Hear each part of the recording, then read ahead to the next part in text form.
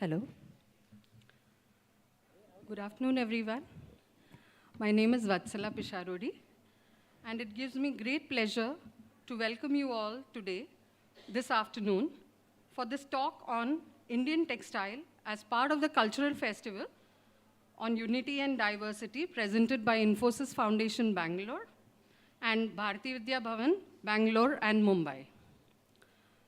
I'm sorry, first of all, let me apologize for the slight delay. We were just waiting for the guests to complete their registrations, and that is why we are starting a bit late. But all the same, I'm sure Ma'am Sujata Parsai's talk will make you forget all this delay.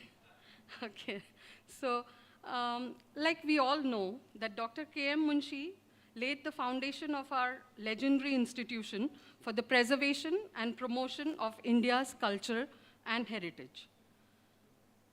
To Bharati Vidya Bhavan, Indian culture is composite and comprehensive and includes the cultures of all religions and communities. It believes in the fusion and synthesis of the basic ideals and tenets of all faiths and an equal respect for all religions. We have always proudly stood by the doctrine of Sarva Dharma Samabhav. The rich cultural plethora of India is manifested in many areas of life, and one such area are the textiles that are produced in various parts of the country. The wide range of fabrics, designs, colors, and patterns produced are a testament to the innumerable cultures of India. It is not just the fabric, but the exquisite craftsmanship that has been passed down for many generations, centuries of history, and the region's distinct culture. These, however, are not limited to that region, but are accepted, admired, and widely used across the country, uniting the country in a very unique way. Today, we are here to celebrate, appreciate, and unravel the secrets of Indian textiles through this talk. In keeping with the theme of the event, Unity in Diversity, if you just glance around yourself, you will see our very small attempt to present a common thread of unity in the variety of Indian traditional attire and textiles here in this hall itself. My colleagues all have very enthusiastically dressed up in traditional attire, and that too, many of them have even worn clothes which are not usually worn in the region of their origin, but belonging to some other state. For instance, me, I have my roots in Kerala, but I have chosen to wear a tussar, hand-woven sari, which is from the Vidarbha region of Maharashtra. Likewise, many of my dear colleagues who are from Gujarat, they have worn saris from the south, and those from the south have worn a Bengali sari, Maharashtrians have worn Nawari, and some have worn even Punjabi attire. Now, to bring more vibrancy and color to today's event, we have on display diverse textiles from various regions of India. The display is entirely created by the members of the Bhavans family, and it aims to highlight the plurality of the Indian culture as reflected in the tradition, in the creation of textiles, and the common threads that run across to create a whole unified culture. Sorry. Now, I could go on and on, but I know you all are not here to hear me speak. So let me come back to my task of the day to welcome you all. It is our honor to have Madam Shilpa Shah of Garden Vareli Silk Mills. She couldn't be here due to some ill health, but we really are thankful to her because she helped us connect with Madam Sujata Parsai, without whom, of course, this event could not happen. I will just add a sentence. Shilpa ma'am has devoted a lifetime to handcrafted textiles and art that tell the Indian story. She developed a collection called the Tapi Collection, which is a collection of textiles and art from the people of India. Of course, you'll hear about this Tapi Collection from Madam Sujata Parsai during her talk. An exhibition of the same, When Indian Flowers Bloomed in Distant Lands, which showcases masterworks of trade textiles from 1250 to the 1850 period in the Tapi collection, are currently on display at the Chhatrapati Shivaji Maharaj Vastu Sangrahalaya. So all those who are interested can make a visit there. It gives me great pleasure to welcome our speaker for today, Madam Sujata Parsai, who is the director of Lalbhai Dalpatbhai Museum, Ahmedabad. Welcome, ma'am. Thank you for accepting our invitation and gracing us with your presence. We are, of course, very eager to hear your talk on the textiles of India. Amidst us are also faculty members and students from various renowned textile and fashion design institutes in Mumbai. We also have representatives from government agencies like the Textile Committee and the Weavers Service Center. A very warm welcome to all of you. We have the members of Marg, India's oldest art magazine. There are many beautiful Marg issues on Indian textiles that show how Indian textiles are threaded through Indian history and society. Some of these issues are also on display there, along with some books on textiles from our very own Bhavan's Library collection. After the talk, you're most welcome to visit and have a look at those. I would now actually request my colleague, Ms. Niyati Shah, to introduce us to the speaker, Madam Sujata Parsai. Niyati.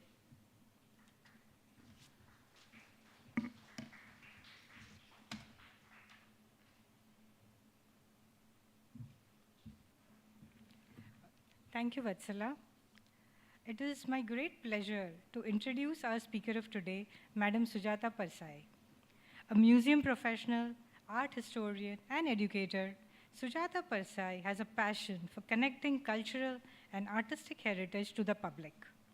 Her varied experience ranges from documenting museum collections and implementing conservation measures to display and coordination of exhibitions and workshops. Engaged formerly as museum and exhibitions consultant to the Tapi collection, she has coordinated internationally acclaimed exhibitions from the Tapi collection with the premier museum of India, the National Museum, New Delhi. As a visiting faculty at NIFT, the National Museum Institute, Lady Irwin College, and IGNCA, she conducts lectures on art history, museum management, public relations, and Indian textiles. As the programs officer with the National Gallery of Modern Art, she led the outreach programs focusing on engaging publics to the collections. As head of cultural programs and later senior consultant Flow India, she developed learning experiences empowering students with 21st century skills using cultural capital and resources from museums and heritage sites to promote engaged cultural learning. Sujata Parsai has a degree in art history from MS University, Baroda, museology from the National Museum Institute, New Delhi, and is a fellow of the Victoria and Albert Museum, London. She is currently the director of the Lalbhai Dalpatbhai Museum and the NC Mehta Collection, Ahmedabad. We welcome you, ma'am, and we look forward to your talk and interacting with you this afternoon. Thank you. Welcome you, ma'am.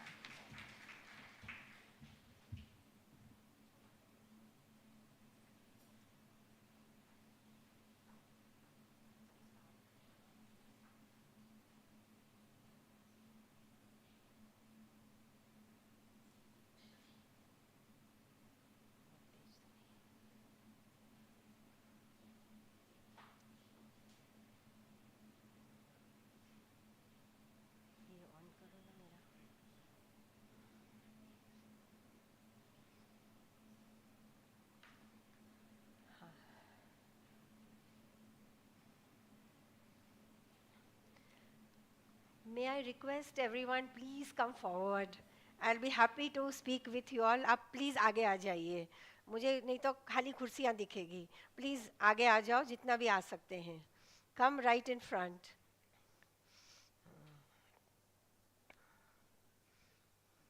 Come. हाँ बिल्कुल open करिए. और सीधा ही वो करिए.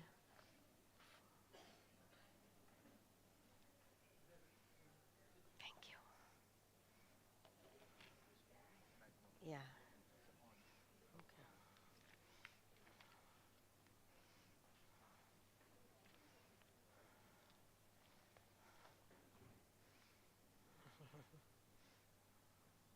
Please come forward, even now, everyone at the back. Okay.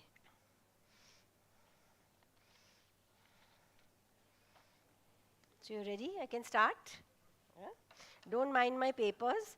There's a little bit in the beginning where I might read, and then afterwards when I'll be showing you the slides, it only goes faster when you read because you know exactly what you're saying. So, okay. So I'll start with wishing everyone a very good afternoon and a sincere thanks to our host, the Infosys Foundation and the Bharti Vidya Bhavan, who invited me here today, and to all of you for your presence to come in the afternoon to listen to a talk. So thank you so much. We all know already, and Vatsala and Niyati have already talked about the story of Indian textiles, which is very long and splendid.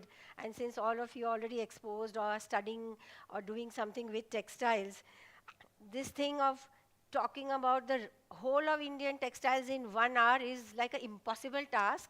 तो भी मैं यहाँ हूँ आपके सामने यही बोलने के लिए. So I've actually decided I will just focus on small areas because it is practically, you can see books written on textiles and they are not enough. So I'm going to focus on a small area. We'll start with talking about the antiquity of cloth. We all know that in India, cloth is very, very, how old can you imagine that textiles have been in our culture? So it's so much a part of our existence, isn't it, human cloth? We are swaddled with cloth at birth and shrouded in cloth at death. It is said that the making of textiles is the first technology developed by man. Various textiles, techniques like spinning, stitching, weaving, all developed, and not only in India, but everywhere where man lived. These things developed. In India, especially, it's a very ancient civilization, and so is the story of her cloth. We can say story of India is the story of her cloth. In the Rig Veda, it is mentioned that the warp and weft of textiles encompasses the world, and the cosmos is a continuous fabric. The Hindu god Vishnu is called the Tantu Vardhan, or the weaver, because he is said to have woven the rays of the sun to make himself a golden garment. Oh, I'm supposed to use this. Yes. And according to Padmashali weaver community of Andhra Pradesh, the first thread emerged from the navel of Vishnu, the same from which sprung Brahma, the lord of creation. This thread was given by the Bhavana Rishi to weavers so that they could weave cloth for the gods. Thus, fabric is the gift of Vishnu, the lord of civilized conduct. So this is what we believe in our, I would say, in our philosophy or mythology. Cloth in India was made not only for local consumption, but it became an important item even for trade. We had so much cloth production, as I will be telling you the story of it. And it is apparent that the ancient world was no stranger to the virtues and the varieties of Indian textiles. India was likely exporting cotton textiles as early as 3000 BC. So some of my talk is going to be about the textiles that went away from here. We all know what are the textiles that we have in the country, which also I will talk about. So we'll go about and looking at the ancient world. The trade in the ancient world, very, very old, the trade routes we can say, that India is in a very, geographically in a very strategic position. There is sea in the whole peninsula, and then we are connected by land routes. So the very ancient route we all know is the Silk Route. You all must have heard of the Silk Route. And we know even before the Silk Route started in the Harappan times, we had ships and travelers taking textiles to Mesopotamia. So that was the old sea route. If I show you over here, this is really the earliest routes that happened. And then we have the Silk routes that move from China, and then they passed through India, and then they went further.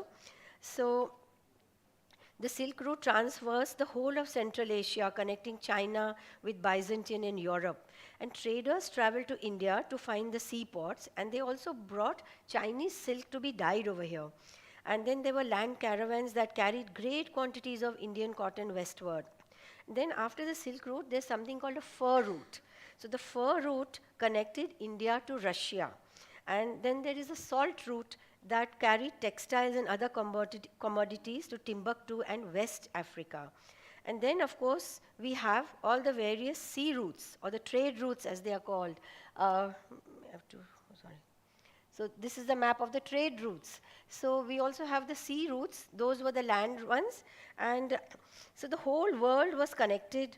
And in this, by the 15th, 13th, and then 15th century, 16th century, all the traders were using the trade winds. And that's from where they got the name. And Indians, Chinese, Armenians, Arabs, Portuguese, Dutch, French, and English, they were all players in this vast scenario of the trade routes.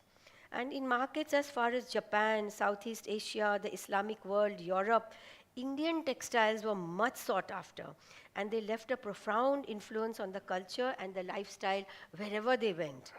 From carpets and hangings used to decorate spectacular floats in the Gion festival. I think I'll just show you all these things, but the fact is that our textiles went all over the world. And what was it that made our textiles go all over the world? And what was it that the world liked so much about our textiles that they went crazy over them? So, sorry. So the main thing was, that is mentioned, that it was cotton cloth. That was the key commodity traded all over the world. And India was its manufacturing core. So because of that, India became the key player. And it was like, the transformation of matter, color, and form. It's all organic stuff. And the transformation comes and it becomes into something that is unbelievable, which you can even see right here in this lovely display that all the ladies have done. So this is actually the main thing. Let's come here. It's India's gift to the world. Cotton cloth and the technology of color-fast dyeing.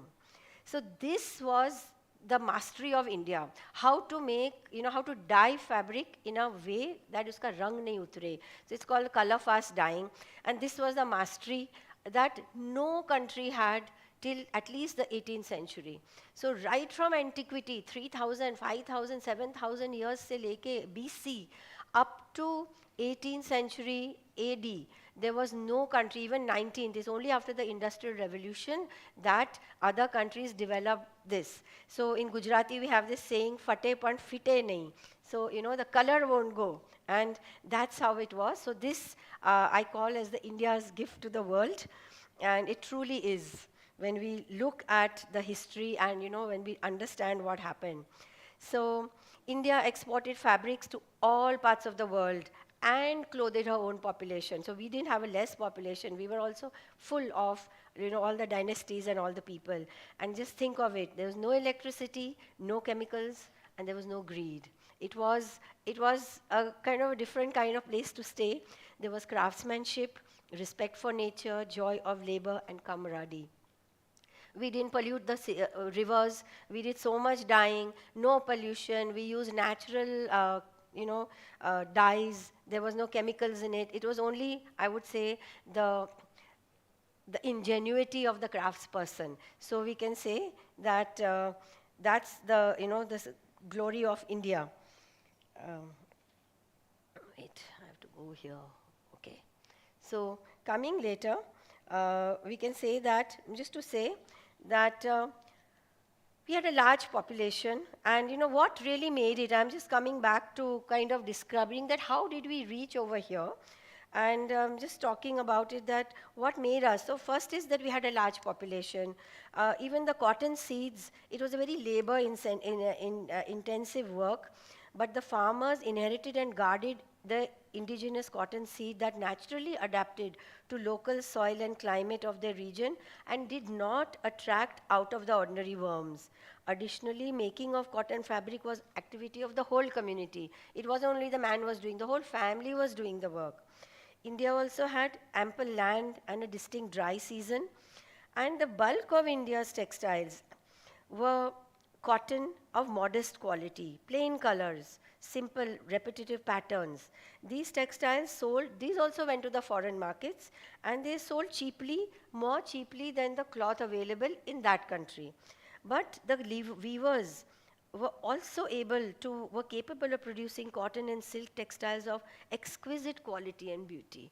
And actually, that's where I'm, like, कब से कहते हैं ना, in India सोने की चिड़िया है, where was all this gold coming from? For ages, India was exporting cloth, and the textile is what made her name. And the processes were not simple. So it's not easy, all these things, what they did. So it's, like dyeing yarn for weaving to methods involving complex range of processes such as bleaching, pattern, design, resist. So the techniques that you might have, many of, if you're students and you've read, it's not easy, the techniques that were there. If you had to dye the technique, there was a chemistry of modern dyeing where you had to first apply a mordant, and that was again our mastery, ke kaun sa mordant lagaye, kaise kare. Then even block printing, here I've shown you 5 blocks on top. These 5 are required to make a pattern of one design. For example, even something that many of us are wearing. So it was not easy. And they had only visual mathematics. They just knew where to put the block. Then we had all these colors. These were natural colors that were made, natural dyes. We used the leaves of indigo plant to produce blue, roots of madder, shell of lac, beetle, and wood of sapan tree for red, seeds of myrobalan tree or jackfruit, or turmeric or pomegranate rinds for yellow, and extract of acacia tree for brown, and mineral form of iron acetate to produce black. So ये natural colors ही use करते थे, ज़मीन से ही आते थे, yet how to make them, how to apply them, all that was an traditional knowledge that we had. Dyeing involved the use of mordants to bind the dye to the cotton fabrics. Indians had a mastery in the use of red, black, indigo in all their variations. The mastery of the technical aspect allowed craftspersons to respond to orders for different patterns and designs with assured success. So today, when we explore what these textiles were that enthralled the world, there are many questions and very few answers. For example, when we look at the bust of the priest king, the famous Indus Valley icon, can we even begin to guess what the patterning is? Is it woven? Is it printed? Is it embroidered? There is no answer here, but what can be said for sure is that cotton textiles were India's contribution to the world and one of our oldest exports. Unfortunately, in India, the climate or customs of our country don't allow for preservation of early cloths. हम पुराने कपड़ों का क्या करते? We just use them, give them away. We don't have that tradition to keep something old. It's natural to pass it on. And our climate also doesn't, even after trunk may you open your grandmother's trunk, you will find everything has been eaten up. So we can only read about the richness of the textile tradition from accounts of travelers, literary sources, and glimpses that can be put together from maybe art, the ancient frescoes, miniature painting, and sculptures. So here are two the examples of archaeological, I should say examples. So, of course, we know that 2000 BC, 3000 BC, we know in the Indus Valley sites, the dye warts were found, which are, and they were found in a large scale. It wasn't कि कोई घर में कर रहा था, it was an industrial purpose. And archaeologically, there is a site was excavated. This is in Central Asia. Sir Oriel Steen in the oasis city of Naya in Central Asia, Nia or whatever. It was a trading post, and it was in between the Silk Route, and it also touched India. And this one fragment at the bottom, that one is from Nia. This, oops, I think I've gone to the next slide. Oops. So this is the one from Nia. And then a lot of textiles also went to Egypt, and there was a site called Fostat, which is a burial site, and a lot of fragments were found from there. And when it was excavated, the people were so, kind of enthralled by Saman Kya Mila, they forgot all the textiles. And the textiles were kept in a trunk in the Ashmolean Museum for many years. And then later on, some curator came.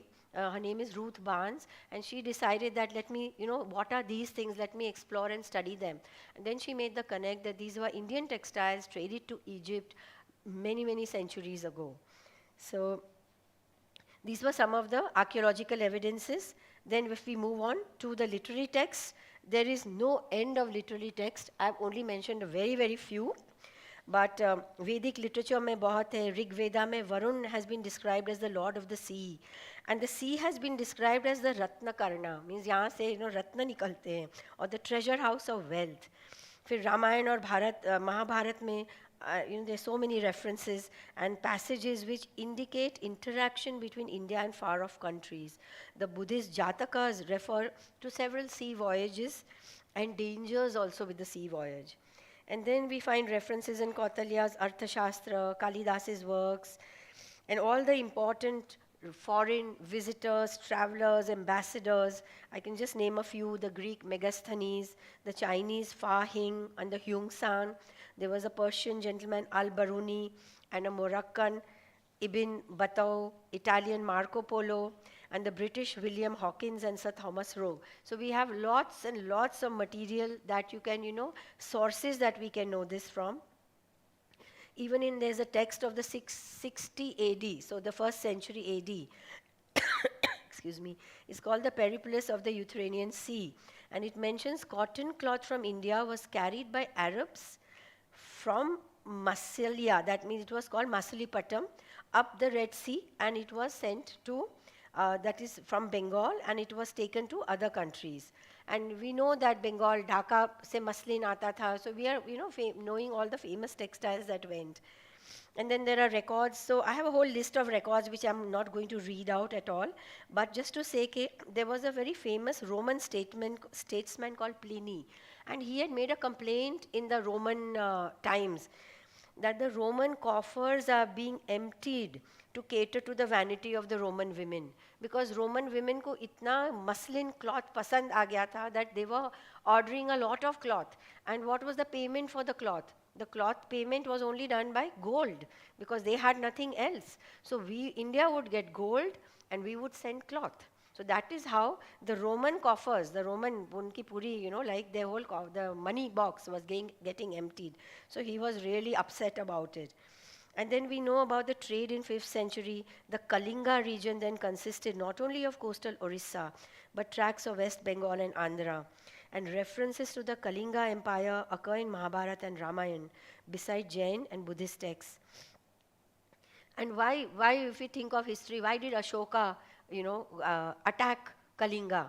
It was because of the wealth they had, and that wealth was accumulated through the trade he did, the Kalinga Empire did, with the East Coast.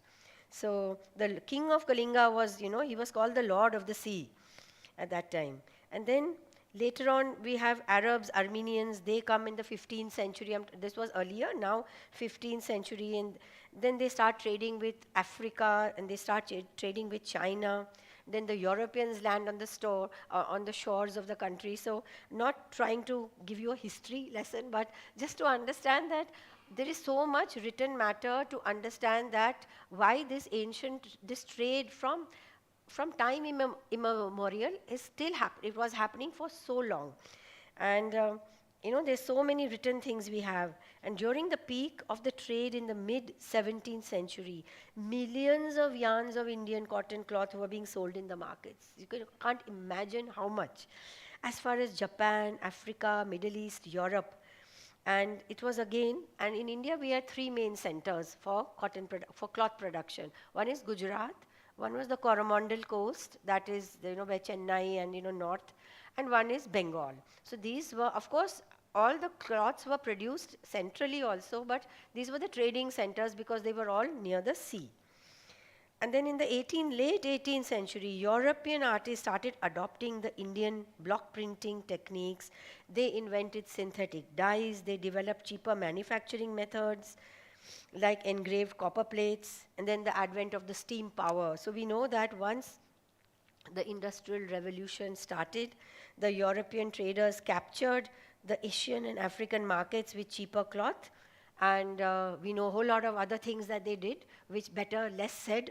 But this, in fact, that time ended the 5,000-year monopoly of India's textiles. Okay. So to come back, we can just say that, as briefly I gave you a background that, this is the wealth India had. Now we are going to try to see. Now, as I said, in India, none of these cloths remained.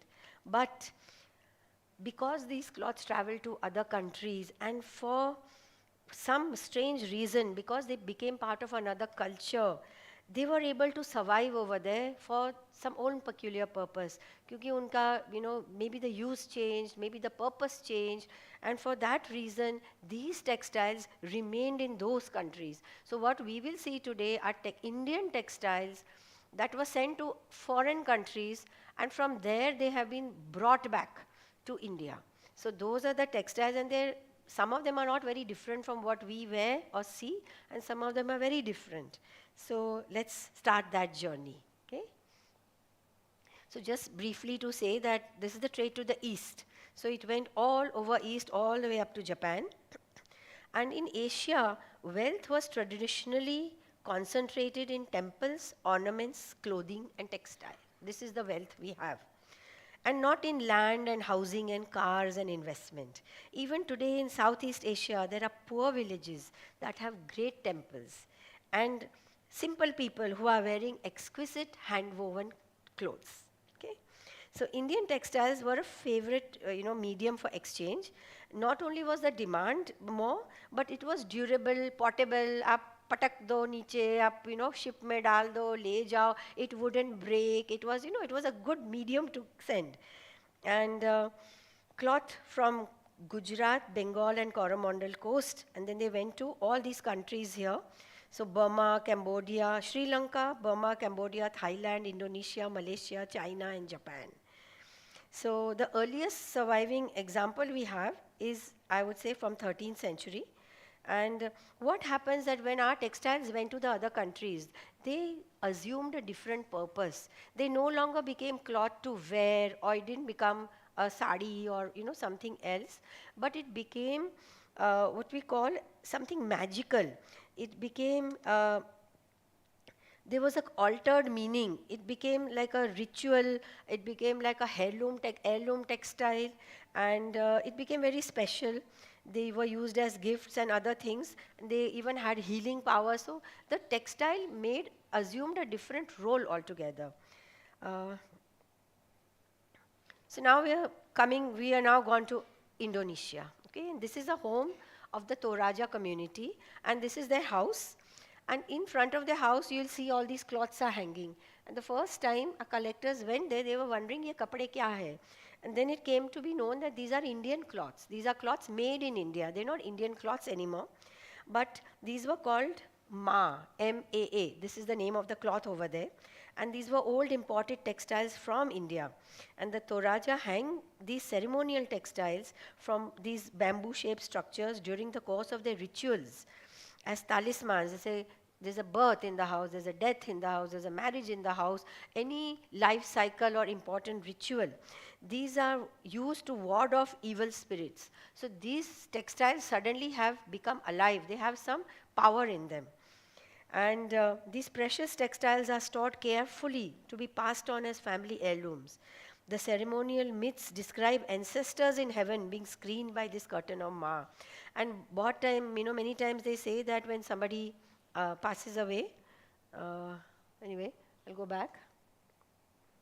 I don't know where I have to come. Okay. I just want to finish this story that they say, suppose this is put in the time of death, they believe that the soul of the ancestor is now going to reside in this textile. So that when there is a birth of a new child, they want their ancestor to bless the child, so again they will put the textile. So the textile becomes something very special, and that is why they were able to take care of it. They would, hang them, they would fold them and hang them in baskets, and जैसे छत के ऊपर टांग देते थे. So one is that it was a dark place, there was no water coming, they would make special provision that rats will not touch it, and they would periodically open it. So today modern conservation, like I work with the museum, so we say all the modern conservation measures, they did it very well. So otherwise how can we say 700-year-old textile is still going to remain with us? I can just do this. That is much easier for me. Right. So this is another textile. Now this particular textile is a 14th century textile that was traded to Sulawesi. And it is called Don Bolu. Okay. And the Don Bolu, this is a harvest textile. You can see the large leaves and the floral pattern on it. So this is, especially, I would say that it was, excuse me, it was, I would say that when they opened this textile, and if the textile was in good condition, then they would believe that abhi hamari harvest bahut achhi hogi. So, they had a lot of superstition and all these kind of things in these textiles. And if you notice the color, again, we are using madder or red, indigo, that is blue, and there's a black and white. So all the textiles that we will see are 3 colors. Now, how is madder dyed? Madder is, it's a ghol from the manjishta karke roots hai. You boil it and you make madder. But if you just put that color on the cloth, it will not become red. You have to treat it first with alum or another mordant. So you have to first treat it, then you have to put the color, then you have to boil it and wash it. Then you want to put indigo. Now, indigo is a resist dye, common for our country. I'm just going to take you to the next slide where I've given you references that the top, there is a painting from Ajanta. And Ajanta, wahan par bhi the cloth has got the same goose pattern. And there's a Kalpasutra folio lower down, which has also got this folio. And the sculpture here is from Champaner in Gujarat, which also got this folio. This is the textile that I showed you earlier. So this patterning, what I'm trying to say is that there is this cross kind of referencing of patterning that would happen from one style of art to the other style of art. So now we come to yet one exceptional piece that is found. It's a very long piece, it's 5.5 meters long. So what is typical about a trade cloth is if you see the ends, they are, like the triangular edges. These are called the thumfals. And this is a typical identity of the trade cloth. And whenever we will see them, they are not the size of the sari, they are not the size of the turban. So they are specially made for trade somewhere. Okay? And this one is carbon radio dated. Carbon radio date is a kind of technical conservation method to date a textile or to date anything that is very old, whether it is stone or any other archaeological remain. And some of these textiles were sent to be carbon radio dated to understand its antiquity. And we came to know that it's dated 1440, so that's like 15th century. And it appears, though it looks like the drawing is very much Gujarati, because I'm coming to the next one. These are the Jain paintings of Kalpasutra, and the Gujarat has this particular style of drawing, the Jain manuscripts, where the 3/4 face with the protruding eye, and it's the similar kind of drawing in this large banner. but it's technically very well made, which some scholars then think that, oh, maybe it's made on the east coast, at Coromandel coast. So such things also keep happening among the scholars. Koi bolega yahan ka hai, koi bolega. We are here to appreciate the beauty. So it doesn't matter, okay, where if it's from Gujarat or it's from Coromandel coast. As long as we can see that how lovely it is and how long it is, and all these figures, the details in their clothes and the designs are, really very intricate here. So this is about the, I would say, the kalamkari type of textiles that we are seeing. Now I'm coming to another type of textile. This is the patola that we've all heard of and we all know of. But patola was not only precious in India, patola was very precious in Indonesia also. It was very, very special, and silk patola was highly regarded as a very prestigious textile traded to Southeast Asia. They were cherished as sacred cloths and family heirlooms and served as an indicator of class. This particular Gaja patola, or the elephant patola, is amongst the most rare and precious textiles. They represent, this is, and I'm sure we all know about how patola is made. It's a very, very difficult process of making. And such cloths were in so much demand that you can imagine the kind of workforce our country had. Aisa nahi hai, we to always remember that our country also asked for these cloths, and they were all sent for trade. So Dutch, Dutch officials, would buy these, and then they would gift it to these rulers in Southeast Asia, and then they would buy trading rights from them like this. So cloth became an exchange, not only for as a money exchange. Southeast Asia didn't want gold. They had no use for gold. So even when the Europeans and all come to the Indian shores, they realized that if they went to Southeast Asia and gave gold and said, "Hame spices leni hai," so they wouldn't get it, because the currency was cloth. Cloth was the currency for trade. So they had to come to India, give the gold here, and take cloth to trade over there to buy the spice. So cloth was not only as a fabric or what we think of as a textile, but it was a currency. It was money. It was power. Now here we see a really beautiful long, it's a large banner, and we can see that it's depicting scenes from the Ramayana. So of course, with our traders, when they go and people go, a culture also travels. And such banners are quite often found there in many collections. They're in the Australian Museum, there's one in the V&A. Of course, by the way, all what I'm showing you is from the Tapi collection. And if you do have the energy, please at some time go to CSMVS, and you'll actually see all these pieces, displayed over there. It's a great exhibition to see. So again, if you look at the colors, you'll notice all the textiles I've been showing you are the same color schemes. Yet we were able to make so many different combinations, permutations from there. Okay. So this was also purchased by a Dutch trader.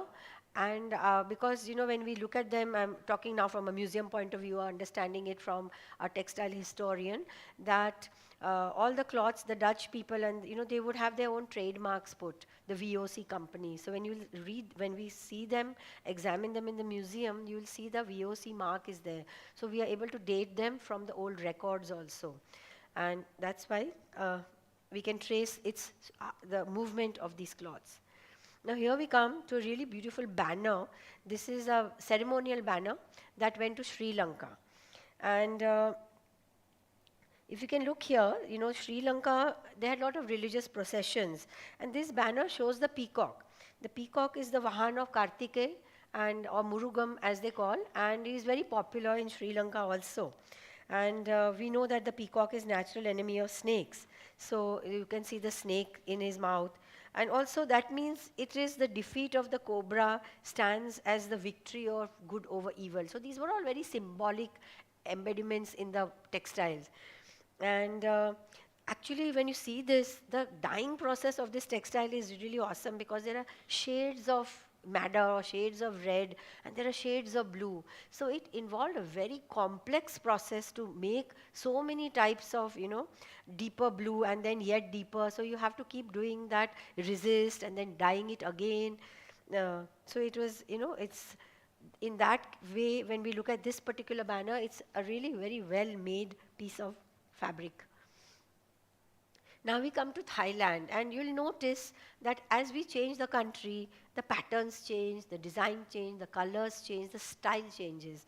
And what was so great is our craftsmen were able to understand that and produce what each country wanted. It wasn't that एक ही चीज बना के थोक में दे रहे थे. They understood where what cloth was to go, and then they were able to cater to it. So this is a fragment of a cloth that went to Thailand, and Thailand had the Thai court, the very finest textiles assumed again a very important role. They served as clothing and decor, but the kings, they kind of dominated all this trade, and they had a special dress for the royalty, and then nobody else could wear it. And if you see the close up in this, there are these little buddhas sitting over there. So Thailand required a very minute, delicate kind of designing. Then we move on to Japan. And Japanese market, actually the accuracy of design was not a criteria. The market was driven by a thirst of novelty. And historical collections of Indian cloths in Japan, they have टुकड़े भी संभाल के रखते हैं. They just want variety. ये अलग color है, अलग design है, things like that. And then they would use it for all these kind of small things. So this is kind of an overview of the trade that went to East. Now we are going to move to the trade that went to the Middle East and Africa. So Africa, again, please look at the map. It went to both sides, East Africa as well as West Africa. And of course, Middle East to hai. So now we are going to Africa. And Africa was, the seamen, they found a method to go by the sea. Actually, they just went by the sea currents. And all our textiles like telia rumal, ikat lungi, mashru, checkered woven cloth, it was very popular in Africa. And some of the pictures I've shown here in Western Africa, Indian textiles became an important part of the rites of passage. So you'll see there's a little baby. I mean, when a child is born, the most important gift that can be given to the child is one of the Madras check cloths. And when somebody passes away, this particular lower bottom is actually a funeral scene where the ladies of the house are not only are they standing, but backdrop maybe the Indian checked cloth is put there. And this cloth was called George cloth, or the real Madras handkerchief. And unfortunately, it was also used for trading of slaves. So the cloth used to be taken, and in price of cloth, they would get slaves in return, and then they would take the slaves to Europe and to later on to America. So this is how it's, I'm going a little fast because there's a lot of things to show, and I don't want you to sit for very long. Here are some cloths that went to Fustat in Egypt. So this is the first site. 2 or 3 are here, but of course the maximum are in the Ashmolean Museum in UK. And these are very similar, the block printing, the madder dyeing, very similar to the same kind of textiles that went to East part of the world, eastern part. So obviously we can say there's a connect, and it's believed that this trade had been carrying on right from the Mesopotamian and Indus Valley times. And these two are block printed designs. And here is something sent to Armenia. So this is from Andhra Pradesh, it's going. So one is a prayer rug that went. So the prayer rug went to the Middle East or Iran. So again, how we have changed the pattern. It's become like a minarets, and the very Islamic design incorporate ho gayi. Because unko prayer rug ke liye aisi design chahiye thi, because they would face Mecca and do their prayers. While the Christian people wanted a design for them. So this is actually a cloth. It's a kalamkari cloth. So let's imagine it's not just painted, it's not a painting, it's a dyed textile. You can wash it and wash it and wash it and nothing will happen to it. But the pattern is so Christian, so we can understand that apne jo crafts people hai, they might have had a photo, might have had some picture, but they could copy it, replicate it. That is also not easy to do. So this kind of marketing skill, I call it a great marketing skill that we had, that we could make and change patterns and designs as per the need of the market. Now we'll go to the West, which is very large and vast. But from here we know that right from ancient times, the fabric has been going. Right from Greek texts, we know that trade has been happening in India and Rome in the 1st century. And so much cloth was going. And not only the muslins I had mentioned, but uniforms for Caesars, soldiers, tents, awnings, बहुत चीज़ों में they were using Indian cloth.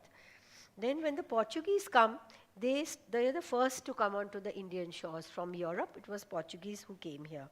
And here is the example we have. This is from Sadgaon, that is in Bengal. This is for the Portuguese market. It's an embroidery. But again, the embroidery is the symbol of the Portuguese. It's the emblem of the Portuguese.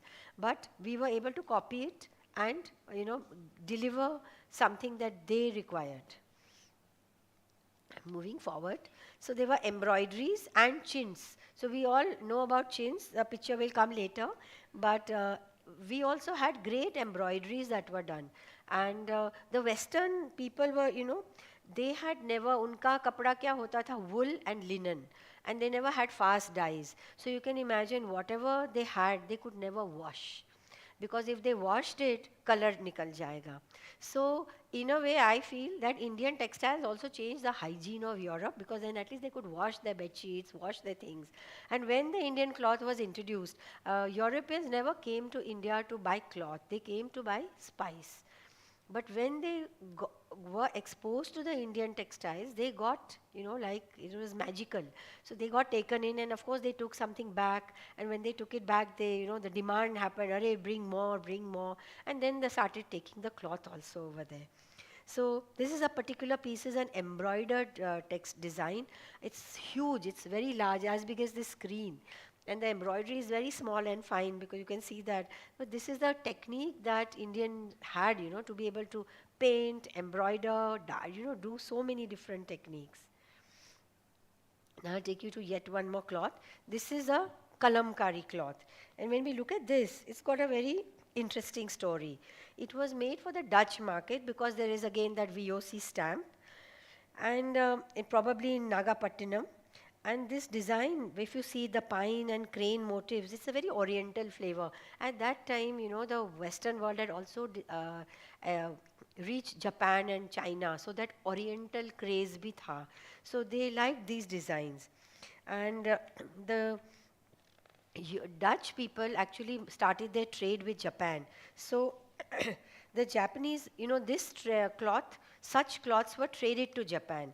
And the Japanese hold this cloth very much in awe. And when we had exhibited this cloth in 2005 in Delhi in the National Museum, the Japanese ambassador had come, and when he saw this cloth, he was so shocked that, "Arey, this cloth is here in India, in an Indian collection." And later on, this cloth was invited to be displayed in the Gion Festival at Kyoto in 2012. And here's the Gion Festival. And this is where it went. And I myself was the person who took the cloth from here to Japan to be exhibited at the Gion Festival. And this cloth is also displayed at CSMVS. So this is the Gion Festival, just a picture that I had taken in the festival that time. And then we know about chintz. So chintz is the most popular kind of medium, or the popular designs. Chint comes from the word chint, or patterned. Okay? And most of our pattern cloth is hand painted. It is not block printed. So all these patterns are painted. And this particular design that is called the tree of life, it's the most popular motif of the chintz hanging. We'll find many designs of tree of life. Apne waam kalpa vruksh jisko kehte hain, it's a tree of life. And this is a very fine example. And it's painted in indigo. It's dated about late 17th or early 18th century. But it's this stylization of these flowers. Such flowers are not Indian flowers. So again, our craftsmen might have had something to look at from which they could then make such things. Then we come further, and then how the chintz started being used as dress. And because it was light and it was colorful and it looked so lovely, so Europeans started using cloth the chintz as dress, skirt materials, shirts, and even this is the two of the on the side. These are the dolls' dresses. So chintz was really popular and became very fashionable. And so much chintz was, kept on being imported because they thought that it is much better to use as dress. It became a big fashion statement. So as the muslin. Okay? So muslin is the malmal that we all know. And muslin has, the royalty all started wearing muslin. This is Queen Marie Antoinette of France, and even the British queens, all of them would wear muslin. It became a fashion statement. And then there was this very interesting story that I'd like to narrate to you, that in the late 18th century, what happened, number of ladies, young ladies were all getting sick, getting pneumonia, and they were all, they were not being able to be cured. They were all dying. And they were wondering, "Ki, ho kya raha hai? Why are people, falling sick like that?" And then after investigation, it came that all the young girls used to like to wear muslin because it was very, see-through tha, and thoda gila bhi karte the, because wet muslin is more see-through and very seductive. So they thought it'll be a very nice dress to, lure our suitors. And of course, they fell sick with it because the climate is very cold. And a lot of people started, the young ladies, they wore these muslin dresses and they wetted them for this cling transparent effect. And later on, they called it the muslin disease because people used to die of it. And they would say, "Kyun mar gaye?" To muslin disease se mar gaye, muslin pehen ke or gila karke, and to look very seductive and all. So it became, it's called, if you Google muslin disease, you will find a lot of information on it. But this is how far people can take it. For us, it was, a beautiful fabric, but this is how other cultures can take it. And now, moving on, we come to the shawl, the Kashmir shawl, which is again unrevocably one of the most beautiful things. And here you're seeing that Madame Revere, she's wearing a muslin dress also. And then the style was that you put the shawl on top. Okay, so this is how they wore the shawls. And it said Napoleon's wife, Josephine, she was very fond of shawls. She had more than 40, 50 shawls. And once there was a story that Napoleon ko bahut gussa hai and he takes her shawl and throws it in the fire. So she just laughs at him, "Ke yeah, theek hai, I will get more, I'm not worried about what you do." So she had a great collection of shawls, and the French really were very crazy over the Indian shawls. And of course, in India, we could not manufacture shawls so fast. Because if you know the shawl industry, basically in Kashmir, it is said that बच्चे लोग shawls बनाते थे because उनकी उंगलियां छोटी छोटी थी. And making the shawl is a very complex process. वो बांधना पड़ता है knots. And it's not a simple weaving process. It's not like weaving on the loom. There is a loom, but shawl making is, you have a supplementary warp and weft because you're keeping on adding the patterns. So we just couldn't cater to the demand that was there. And then in 17th, 18th century, there was so much demand, craze for Indian chintz, muslin and shawls. So accustomed were they to heavy linen and wool that this light, comfortable, affordable, and most importantly, washable fabric had great appeal. But I would say the crown of glory was that the color never ran. No Indian cloth, even shawl ko do to rang nahi jata tha, which was, really, and it became so much that it threatened the industry of the wool and silk industry of France and England became threatened, because if so much export came, what will happen to the local industry? So then in 1700s, Britain bans the import and use of Indian cloth because it posed a dire, threat to the economy. Of course, it was all ignored because the exports kept happening. It was just, said that, ignore, matlab banning karna hai, but our exports continued. Only thing is we could not cater to the demand, and we all know from history that what happens then, that the industrial revolution simultaneously is happening, and France is then able to invent the jacquard machine, The jacquard machine is, having a particular, like Benares mein apan jo brocade banate hain, they have a card in which the weaving is simplified. At the same time, the steam engine and, because of the British rule in India, they took away all our raw cotton and they were manufacturing in their mills. So they, in a way, killed our textile industry. So let's not think about their greed and only think about our greatness, which gives us a better mood. So now I'll come to, so I've just basically given you, then of course there were textiles that even went all the way to USA. So all over the world, what I've been able to tell you is how our textiles were able to go. Very short, I'll conclude in 10 minutes. Just to say that just because we sent textiles all over the world didn't mean that humne India mein kuch pehna nahi. We had lots and lots of clothes and lot of demand. So we are going to now look at our indigenous industry very, very shortly in a brief way.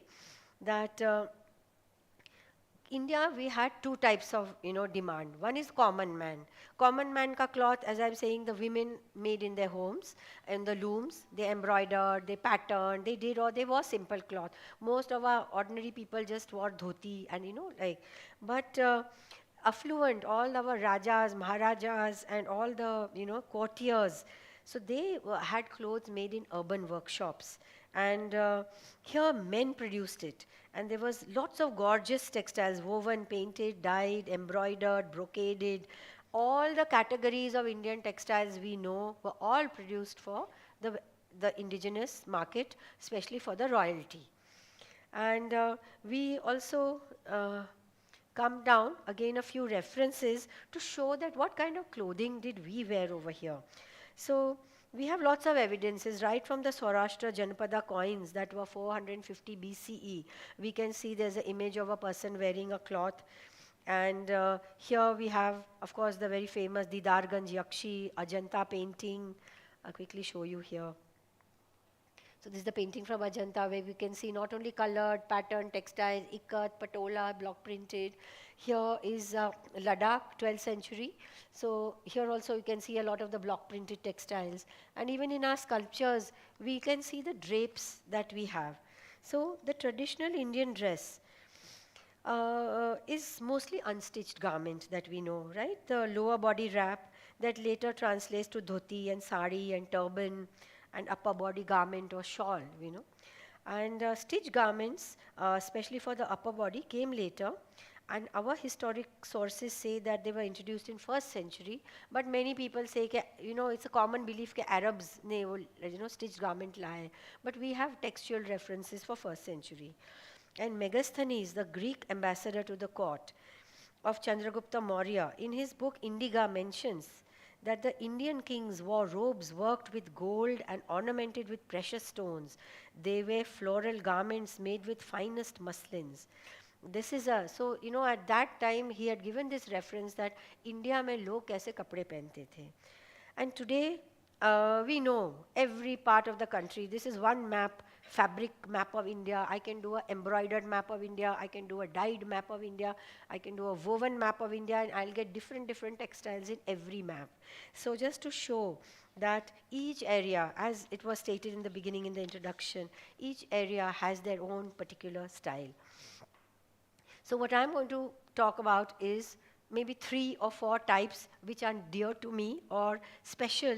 So the first type I'm going to talk is about religious cloths. Okay? So one type of religious cloths we have.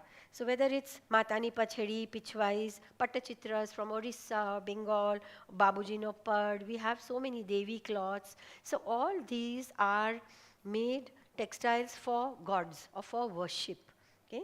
So they are also made in all different forms. They can be embroidered, they would be block printed, they could be hand drawn. The act of making these sacred temple cloths was itself a ritual, and the rules of purity were observed rigorously by craftsmen as they worked. So when I went to Nathdwara, I asked the Pichwai workman, he said, हम पहले सुबह नहाएंगे, पूजा करेंगे, श्रीनाथ जी के दर्शन करेंगे, and after that we will start, making the pichwai.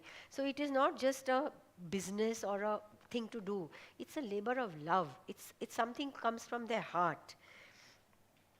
And even though we don't have very old surviving textiles, I'm sure this tradition was there also from centuries, because our gods and goddesses have been living for so long. So, cloths for them will also be there.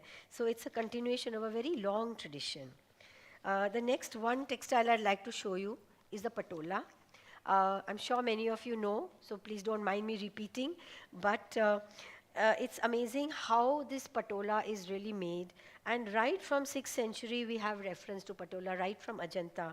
All people wore them. Nagars, Brahmins, Jains, Marwadis, Voras, Muslim, everyone wore patolas, and they were always considered special.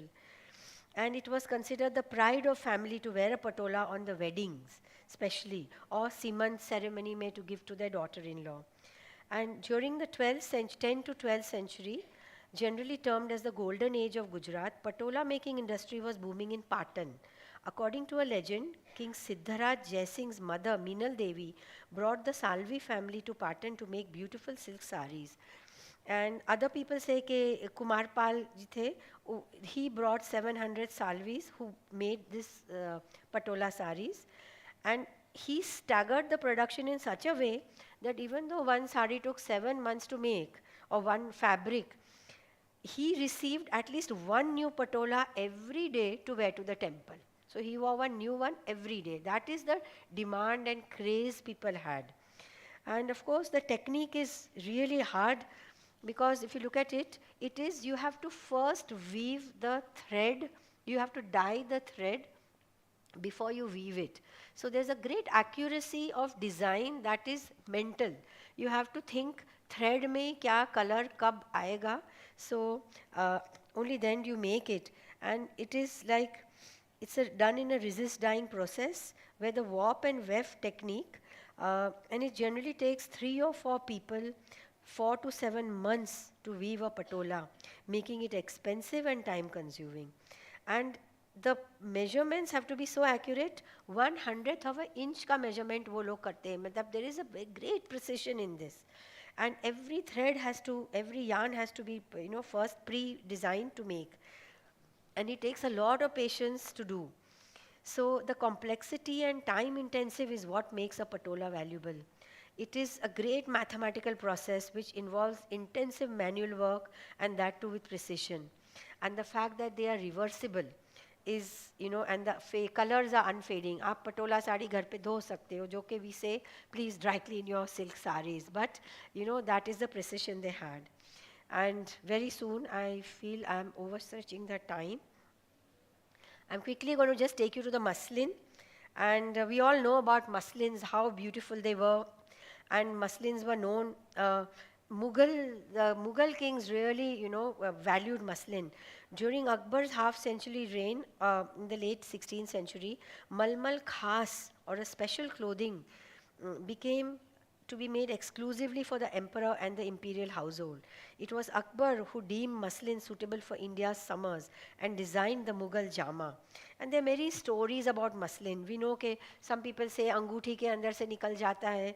There's a story about Aurangzeb who chided his daughter, Princess Zebuniza, who was a very well-known poet also, that she comes in the court and she says, "Sharam nahi aati," he's telling her, "Aise kapdon mein." She says, "Maine 7 kapde pehne hain muslin ke." But even after 7 layers of muslin, it is still quite transparent.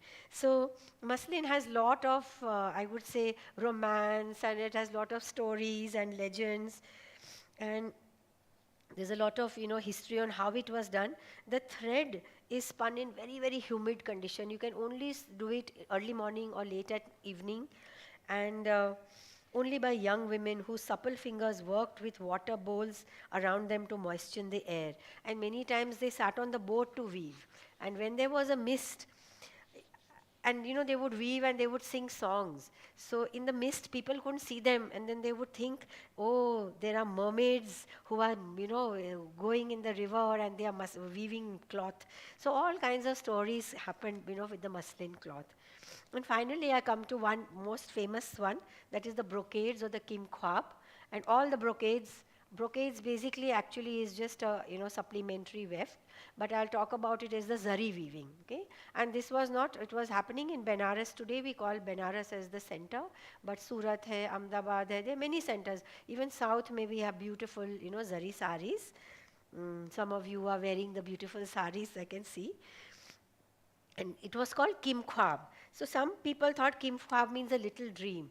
And I had a teacher in Surat who used to tell me Kim Khwab means bin khwab. If you wear it, आपको सो नहीं पाओगे because चुभेगा थोड़ा, सपना नहीं आएगा. So he said it is bin khwab. And but just to know that Kim Khwab, these textiles were from very ancient times known to us. And ancient India, it was called Hiranya or cloth of gold. And in Vedic literature, in the Gupta period, it was known as Pushpapata or the cloth woven with flowers. And in the Mughal period, it was called the Kimkhwab. And of course, there are so many centers. I'm not going to explain how it was made because that's again a long process.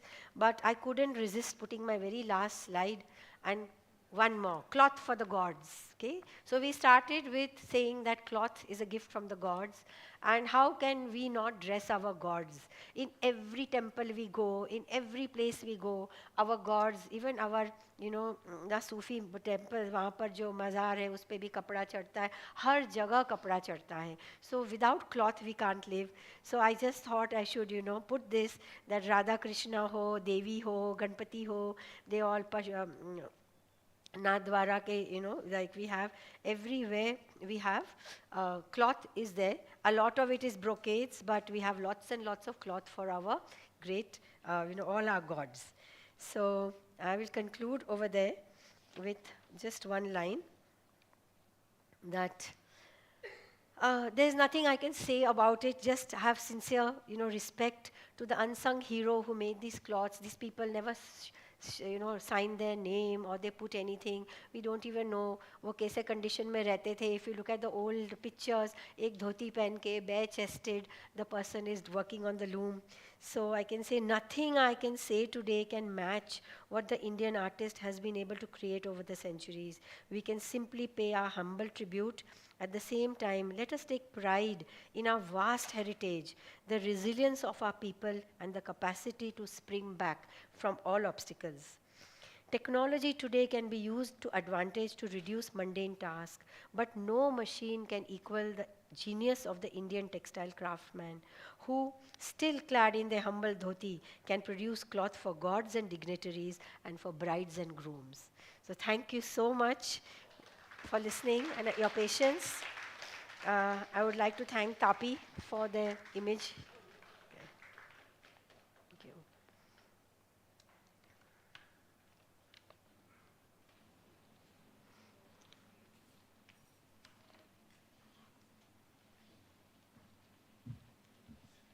Thank you so much, ma'am, for a very interesting talk. I would just like to mention that we have one textile designer amongst us and also one faculty from INIFD. And I invite Madam Anila Makim if she would like to share anything with us. Yeah.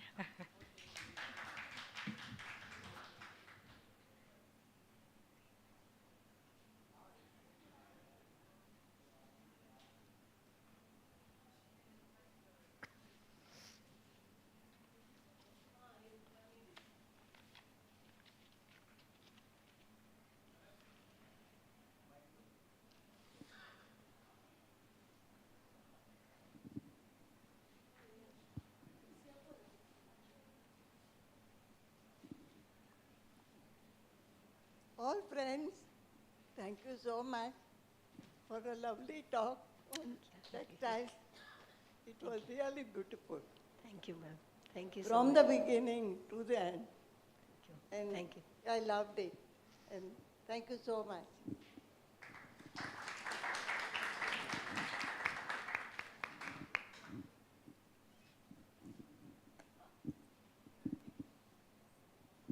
Hello everyone, this is Gargi Trivedi and I'm extremely apologetic that I actually came a little late. I was not supposed to come this late. I'm really thankful to Ma'am Sujata, whatever last few minutes I could hear you, I could absolutely feel you. So basically, I'm representing INIFD and belonging to INIFD Borivali and South Mumbai and Nasik. So I am also a textile designer and a fashion designer, and since now I think 14 years I am in this industry. I feel solely connected to textiles. The reason is that previously when I joined textiles, I was like, I don't know what textile is. My principal forced me, I think you are good in textile, you should take admission in textiles. I took, and then the very first day in Sapphires, I really felt what exactly, I'm going to be and what the journey is going to be, as I was an extremely mischievous child. And suddenly this changed my entire life to be like, my mom was craving ki kab ye sudregi. And then suddenly one day, she was like, this is another girl, this is not my child, this is something different. So textile changed my life. And so I keep trying my best. As a textile, specialization, I keep trying to, attend wherever these so many experts I see here. So I would love to hear from all of you. Textile is something, currently, because I'm into teaching, I see a lot of students, they really don't take textiles that seriously because they don't know what textile stands, basically. If there is no textile, there is no fashion. So without fashion, currently we are like कि कुछ तो नया चाहिए, कुछ तो नया चाहिए. But जो हमारी historical textiles है, जब तक उसकी value हमें नहीं समझ में आएगी, it will be very difficult to go beyond, go improvise in fashion. So yes, there is a lot, because I am a faculty, I talk a lot. There is a lot to talk, but definitely I thank all of you that these gatherings are done, ma'am, to invite me here in such a beautiful occasion. I'm lost for few words, but thank you so much, and thank you so much for inviting me. I'll definitely try and meet someday, ma'am, Thank you. so that we can have wonderful conversation on textiles. Thank you, everyone. Thank you. Thank you. Okay, can I just say something to you, Gargi ji? Because you are saying students want something new. There's another side also, that the current way we produce textiles, we use so much resource, so much water, so much, and considering that I feel a lot for the SDGs, the Sustainable Development Goals, and textiles. So maybe you could encourage your students to reuse what they have or wear what they have. So what we have done amongst us is that we don't try not to buy. Of course, we need to buy new to keep our craftsmen alive, but we also exchange in our family. So whenever I'll come, okay, 5 saris, 10 saris, to meri le jao, main tumhari de jao, and we just exchange within ourselves, and we rewear and reuse each other's things, so that you have something new, and yet it's not new. Absolutely. Okay, thank you. Anybody would like to share anything else? Any questions? Ma'am, can we take some questions? Sure? Anyone? Yeah. Excellent presentation. I think, you need a round of applause from audience. Thank you so much. Thank you. My name is Sudhakar Malpe. We run about 19 non-government organizations.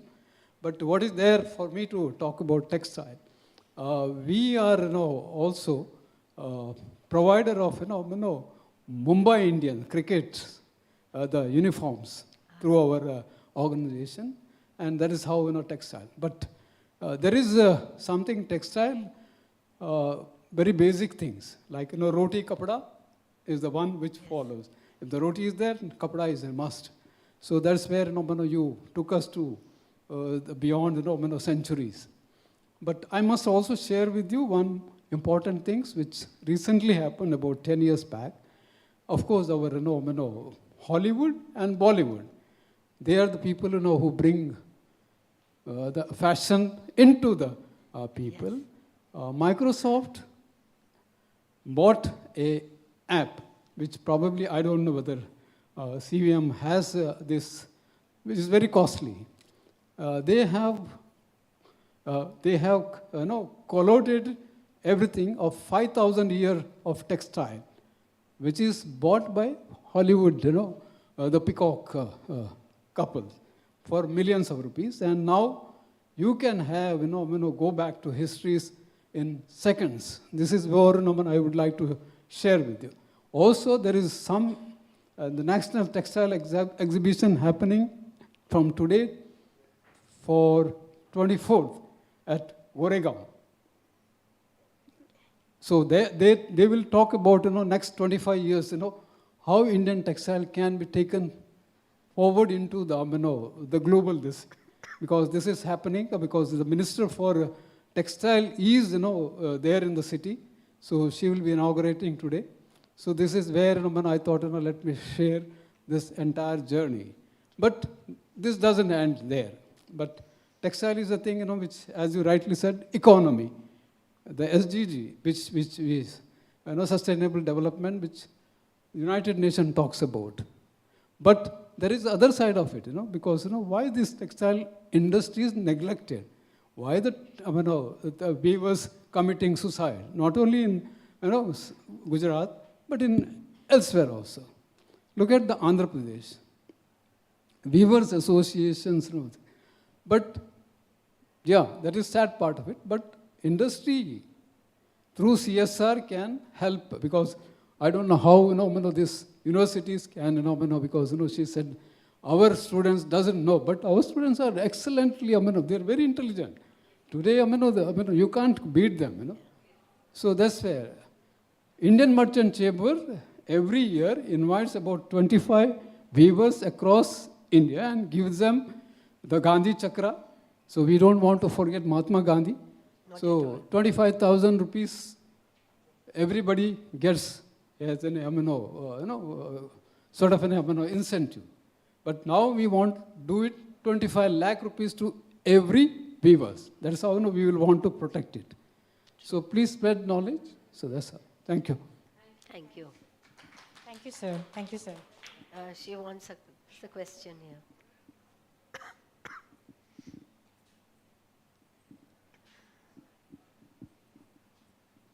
Thank you for the wonderful presentation in few hours. I mean, you've taken us to the entire journey. I have a couple of questions. First is kinkhab is a Persian word which Mughal introduced, Yes. right? Okay, and for the Mary Antoinette picture that you showed, why do we identify that as a muslin cloth only, and why can't it could be something else? Why could it not be white silk or something Yes, else? yes, right. Possibly, it could be, but all these ladies are known to have a lot of muslin. Okay. And it was the style that you wore the muslin dress, and it was a particular empire cut, it was called, where you have a high waistline, and then you put the shawl on it. So actually the earlier one where the lady is wearing the cotton skirt, she had a muslin cloth also. But there was just so much to show you all that many things were not. So in that slide, it was primarily to show you the shawl. And there are many, many shawls, but I just put one slide. Still, I overran my slide number. Okay, ma'am. I think 2-3 times you mentioned that the earlier handlooms, the color would not bleed, but Yeah. nowadays when you buy, the color bleeds from handlooms. So why is it so? Because we are not using the same process anymore. How do you know that the handlooms are using natural color? They might be using chemical color, synthetic colors. So unless you are actually buying a handloom from, as I said, the crafts person, from a crafts, crafts revival centers hai, Crafts Council of India hai, we are having so many. अपने खादी के उसमें है, there the color doesn't run, but anyway, two colors are very fugitive. One is a neil and one is a pink, Rani color. They will always run. So what they are told is that put it in a cold water with salt, the first wash, and then use it. But we're not using the same process. That is why, and we're not using the same things. Now, why certain cloths are bright?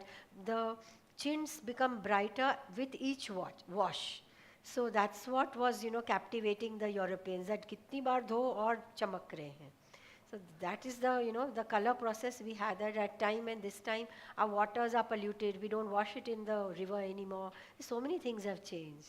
Okay, ma'am. And that slide which you showed about the Nia, the earliest Yeah. fabric. So that Yeah. is Ajrak fabric, which is... Yeah, it could be Ajrak. It could be a dari type. It's a dari type of weaving. And even Ajrak, Rogan, all these very ancient And techniques. that first site, as of today, is in Sindh. or it's in Yeah, which- synth. It's in synth. And is that reversible fabric which was, or Reversible fabric was patola I mentioned. huh. But even Ajrak has reversible, no? Yeah, it is, but there's a difference on two sides if you go on it. But everything, ab chamba rumal bhi reversible hai. So many different techniques we have that can be reversible. And in the later discoveries of Harappan and what Yeah. we now sometimes say Sindhu Saraswati civilization. So there also we found textiles like We Dholavira or somewhere. No, you didn't find a large textile. We have nothing that remains from there because our climate is all moist, garam. But they found a thimble on which a cloth was, madder-dyed cloth was wrapped around. We have found lots of spindles, we have found needles, and we have all these literally texts that say that, there was trade happening, Roman texts, Greek texts. Nothing remains. Organic cheese hai kapda. आप ही बताओ ना what you wore in your childhood you won't have. So we don't have what is 10 years ago also. So how we are expecting 10,000 years old की वस्तु हो, So it's not our cultural thing, the मूर्ति टूट गई खंडित हो गई, कपड़ा फट गया आगे काम में ले लो.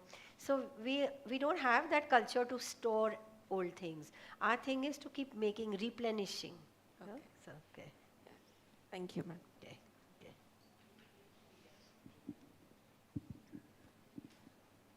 Yeah, thank you so much, ma'am. Yeah. What has been concerning me since the last 5 to 10 years is that, as I saw in the slide today, that we've been a country that has produced cotton and supplied it to the world, and today we are in dearth of it. In the sense, it's not even being encouraged as a country for its production, and it's really depleting. I mean, cotton is becoming a rare commodity. So I wanted to know if you could tell us why is this happening? Because synthetics are really not meant for our climate. And we are yet subjected to that only. So when synthetic came to India in the 1950s, the nylon, Drellon, the very old, the things that came. At that time, also our textile industry, we suffered a lot. There's a lot of suffering in textile, especially at the time of the British. And it's only Gandhiji who was able to revive the pride in our country by bringing khadi back. The revival, we must really pay our tribute to Gandhiji for bringing that thing back. But even just malmal, the true malmal seed is extinct. The British or whatever, I don't want to blame or name people, but the people who were living in our country, they didn't want it. We do not have that seed anymore. We cannot make that type of malmal anymore. Even the revivals that they are doing, they cannot replicate that kind of. So one is this. Second is that mass production, I would say a lot of automation, that cottons produced in South Americas and all. Apne wahan we have a big population.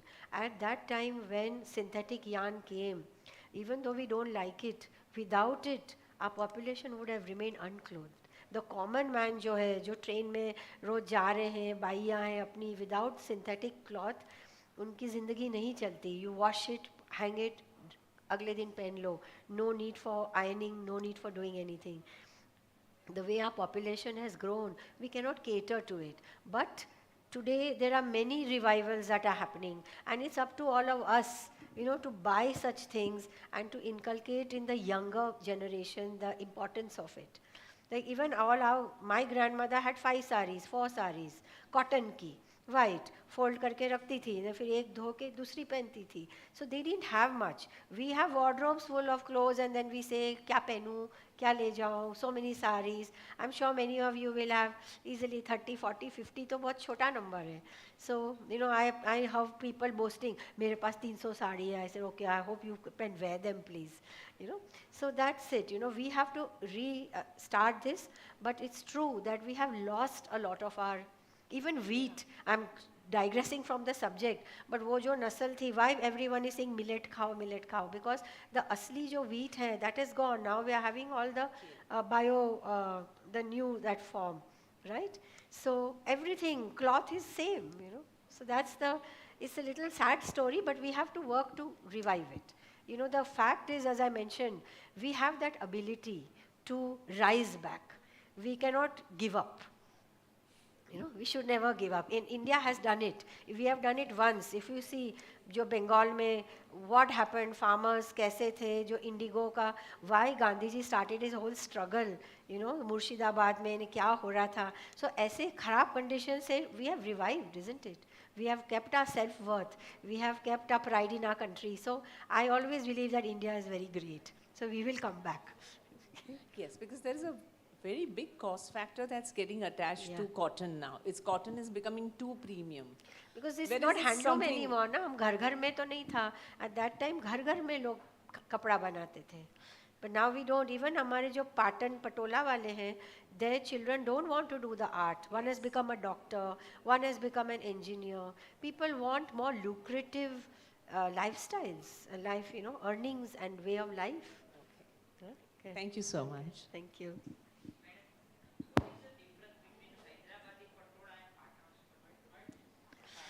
Ooh. Sometimes not much, except the designs and the way of making it. Maybe the dyes. Hyderabad and Orissa, sometimes they have single ikat. So they only dye one side of the, they only dye the weft. They only dye one of the, it's called a single ikat. But double ikat bhi log banate hain. Now there's a lot of revival. Even the But in Patan. Patan Patola is always double ikat. Yes, and they are saying Patan wale, Patola wale, they migrated from Maharashtra, and uske pehle they might have migrated from South India. So our crafts people also were migrating. So ancestrally, they must be also producing. So there is not a particular, we have to see two pieces to do that, and maybe a technology person will actually do it. Some of the college people who must be here will do. Okay. Thank you. How safe is the? Carbon dating. So carbon dating is safe. You only need one small dhaga. You can take it out from any part. It's basically formed even, you know, to know how old stones are and how old sculptures are and other things. So they believe that carbon is deposited. There's a kind of deposition of carbon from the date of its produce. So they map that to find the date. It's very safe. It's a laboratory process. Yeah. We do it here in NRLC in Lucknow, but these were sent to the Ashmolean Museum in UK to be done. Okay. Ma'am, can we just take one more question from that ma'am there? Okay. Yeah. Sure. It Yeah. was such a beautiful, beautiful presentation. Thank you. Really Thank you. enjoyed it. Thank you so very much for your time. Thank you. In addition to the question that she just put forth for cotton going out of style, I think we were the fountain of wealth. But right now, I've read in newspapers that there's something like fast fashion, like how there is fast food.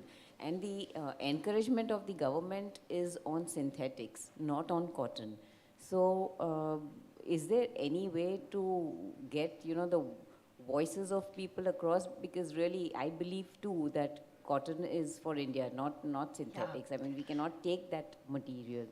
At least personally, I know that I can't. So is there any way to, that, you know, educational institutes or museum heads can get the voice across? So everything starts with one person. Okay, like I always take. So if we ourselves start wearing cotton, using cotton, and, you know, showing that yes, I can wear cotton and it is beautiful all the time, then we are able to spread that. Thing is, there was a time when we were, sorry, not mine. So there was a time when every household made cloth, you know, and even now, Ahmedabad mein, they have these, you know, like, okay, let's learn to spin, let's learn to weave. So unless we inculcate that labor intensive thing, but see, we have to use automation. That time is gone. Why are we using all this? Computer, cameras, हर चीज में life में, medicine में, and we have to use technology to advantage. Not, you know, don't become slave of technology, but काम तो लेना ही पड़ेगा. So even in cotton production, if we are able to use technology and produce factory-made cotton and then supply it then we probably can use it. But cotton में upkeep भी तो चाहिए ना, iron करना पड़ता है. Just look at our working staff. Do they have time? रोज सुबह cotton sari starch करके पहनने के लिए उनके पास समय है? They cannot do it. So the circumstances have changed. But it's true that cotton is very lovely, but as long as we can inculcate the awareness, I think we can start like that. And start with yourself, it's fine. One person army is enough. Don't think that others have to do. We will all do, but even take it as yourself. Okay? Okay. Yes. Correct, correct. So, and definitely it's very comfortable then. Thank you. Thank you so much, ma'am, for a very interesting session. And thank you all for your questions and interactions and participation in this session. Thank you so much. Thank you. Thank you, everyone. Oh, where is this?